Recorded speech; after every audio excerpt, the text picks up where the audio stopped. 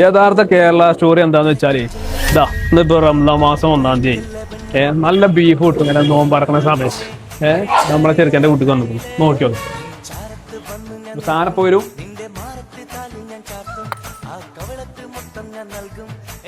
ചെങ്ങായിമാരെ നല്ല super beef. ഇതാണ് യഥാർത്ഥ കേരള സ്റ്റോറി. അല്ലാതെ കണ്ണി കണ്ട നോർത്ത് ഇന്ത്യൻ സംവിധായകരും ആളുകളും പടച്ചുകൊണ്ട മാതിരിയല്ല കാര്യങ്ങൾ.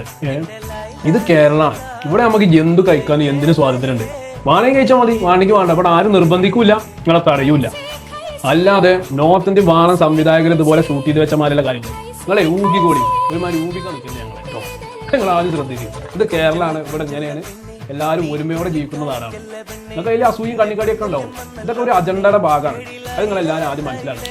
നമ്മൾ ചെയ്യേണ്ട എന്താണെന്നറിയോ, പോവാ പേജ് പോവുക, ഈ മറ്റേ കേരള സ്റ്റോറിയുടെ ട്രെയിലറിനെതിരെ നമ്മൾ റിപ്പോർട്ട് അടിക്കുക പോവാ. ഇതന്നെ നമുക്ക് ചെയ്യാറുണ്ട്. ഇങ്ങനെ തന്നെ സോഷ്യൽ മീഡിയയിൽ പ്രതികരിക്കുക.